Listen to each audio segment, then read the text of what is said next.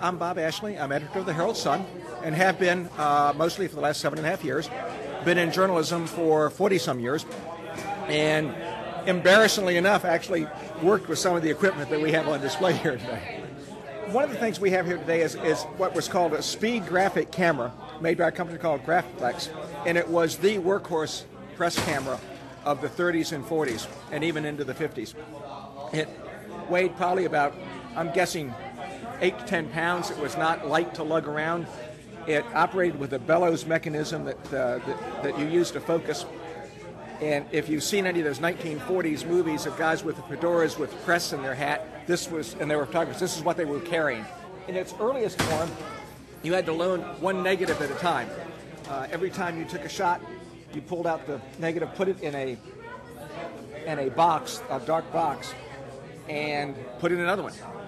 Later, by the time I actually learned to use one in the 60s, they had roll film holders that would hold a roll of film that would take 8 frames per roll. One of our photographers in the paper was at the Democratic National Convention 2 weeks ago in Charlotte and shot 900 frames a day with her digital camera and thought nothing of it. You would never have shot more than 100 would have been a heavy shoot when you were shooting with 8 shots to a roll and changing film. So that's, really for years and years took every picture in the paper. We also have telegraphy material. This is actually way back in the early years of the 20th century still, how newspapers would have gotten national and international news from the Associated Press. It actually came in by telegraph, and an operator would be sending messages out and would be recording the code as it came in and transcribing it in order to get national stories, international stories in the paper. Up until even as late as the 60s and 70s, the person in charge of national and international news of the newspaper was often called the telegraph editor, even though the telegraph had long since ceased to be. So what we get now on our iPhones over the internet instantaneously came in dots and dashes to newspaper offices in the up until, I would think, probably the 20s is when it began automated and come over as teletype machines. And then we've also got the canister that was used to develop film. Film is something people today don't even think about. But of course it's what we used before, and you had to have a special darkroom. We would unload the film from the camera, roll it up on a spool, put it in this canister that would be filled with developing fluid, and that would bring the image out, the negative image out, of course the reverse image out on the film, that you would then have to print onto paper and enlarger, and then would have to go through a machine that would engrave it on a piece of metal or a piece of plastic that would go on the press and would actually ink up and print the image. I brought along some exposed and unusable 35mm film, which was actually relatively late in film photography, a long way from the single sheet negative, the single negative that I talked about. And then finally, an old Royal upright typewriter. It would have been a fixture on every desk in every newsroom in America in the 40s, maybe even up into the 50s. It's a manual typewriter. It's very heavy. It was made so when you I don't know if you can hear the sound of it or not. But this is that would be what it sounded like. And let's see. It used to have a bell on it that's not working, that when you return the carriage so that you could start typing another line, it would actually ring out. I didn't bring any because I couldn't find any, but what would have happened is we would have had several sheets of paper in there with carbon paper in between, so you could make multiple copies of the story as you type. You'd keep one copy, you take one copy up to like the city editor, or you might take 2 copies, he'd edit it, he'd send one copy to the composing room where it would be set into type manually on a linotype machine, and so you'd have multiple copies of the same story with carbon paper. There was no delete key, there was no backspace, there was no, let me just cut out those 10 words and replace others. You would strike through, you'd type over, you'd white out, and if you wanted to move something around. Now if you cut, why do we call it cutting and pasting on a computer? Because what you used to do if you had to move paragraphs of the story around is you would cut the paper apart, you'd have a glue pot, and you'd paste them together in a new order. So you'd end up sometimes with 3 feet of copy paper and sort of slices of it pieced together as you rearrange the story. And hence we call it cutting and pasting. it derives from that. The pica pole, we have a metal pole here that's about 18 inches long that was used for measuring type in what are called picas, which were type measurements that you use. It was very handy because it's a very heavy, thin piece of metal that was an excellent straight edge if you wanted to tear a piece of copy paper to rip off a paragraph and move it. It was a very good tool for that. We have a proportion wheel. If you had a picture and it was 8 inches wide and you wanted it to be 4 inches wide in order to fit the space you had, how deep was it going to be? Well, you would simply set one part of your proportion wheel to the size you wanted, and you look down and find out what the size would be in the enlarged or reduced mode, so you could figure out how much room to leave for the photograph to go in. The Herald Sun, in its incarnations as the Durham Morning Herald and the Durham Sun, really we trace our roots to February of 1889. So in 1914, we'll note our 125th anniversary as a newspaper. And that's 125 years of basically communicating the news of what's happening in Durham to the people of Durham. And it's certainly gone through many evolutions over the years. We're not nearly the immediate form of communication we were when people would stand outside of the newspaper office on election night and the returns would be posted on a bulletin board for people to see. That part is gone. But I think for 125 years we have chronicled the day-to-day life of people in Durham. And that's an incredibly important trove. And every one of those newspapers, every single one from issue 1, is preserved on microfilm so that researchers can go back and see the life of the city. I'm Curtis Booker. I have lived all my life on the Lee Farm, where I'm the 7th generation to live there.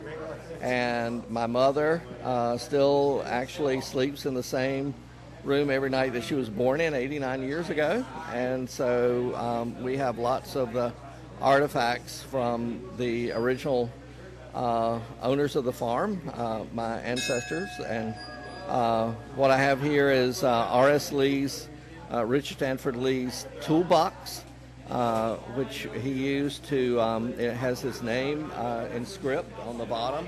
And this was his toolbox for his wagon. It's all handmade, and all of the ironwork is hand-forged. He was a carpenter, a blacksmith. He was a planter, had approximately 1,000 acres, and he was a miller, owned a cotton gin, a sawmill, as well as the grist mill, and he owned a store on the plantation, and he was a magistrate. So how he managed to do all that, I have no idea, but he did. And I just brought this because, and I just indicated one thing that he did that we have all the records on. In 1856, he built the bridge that spanned New Hope Creek on Stagecoach Road, which was the original road from New Bern to Hillsborough. And in 1865, the Confederates retreating toward Chapel Hill burned the bridge, and the Federals crossed on the remaining stringers and fought the last skirmish of the war on Stanford Lee's plantation. And so I have many of the tools here that he used, but I also have, and I have an early map showing the location of the mill, the store, and the cotton gin, and the sawmill, and also of his plantation house. But I also have things from his wife, Ann Carlton Lee, representing what she did. There's the mandrel from her spinning wheel, some of the last yarn that she spun there, her keys to the house, and then a very important thing, a small bell. I also have her shuttles with her initials carved on them, A.L. right here. And the bell is interesting, though. It was she was born in 1816 and died July 10th, 1861, and she married Stanford Lee in 1834 and bore him 15 children before she died in childbirth in 1861. And this beautiful little bell, which is brass and has a rosewood handle with an ivory top, sat at her bedside, and she used it to summon help during her lying in and her recovery time from her many pregnancies. And so she managed that. When she died in 1861, and the keys here represent the fact that she was in charge of a huge household with many outbuildings, many of them food storage buildings, and many chests and cupboards and pantries in the house. And she was responsible for feeding approximately 40 people. There were 16 enslaved African Americans on the farm, as well as itinerating teachers for all those children and neighborhood children, and also cobblers and other craftsmen that would stay while they plied their trades. And so she fed approximately 40 people at each meal 3 times a day, so 120 meals a day. And she managed that and managed her household and did all her spinning and sewing and weaving for the family, and produced 15 children, 14 of whom survived her. So that's what we have here today. We operate Patterson's Mill Store on the farm still, and the farm itself, 86 acres plus a 14-acre buffer, so really 100 acres, is now a city park. The second heritage park in Durham. The other one is West Point on the Eno, and Lee Farm is in the south, approximately right at the intersection of I-40 and NC-54. And they hope to have it fully operational in 2013. Okay, well, I'm Captain Sean Boone with the Durham Fire Department. I've been on for 24 years. I am currently assigned at Station 7 on Duke Street. I actually moved from Western North Carolina. My family moved here when I was 15. So I lived until the last 2 years of high school in the mountains of North Carolina. And then I lived in Durham my last 2 years of high school, and I've been here ever since. I have today a bell that is off a 1902 steamer that Durham still has in its possession. It's in storage, and hopefully one day it'll be at a museum.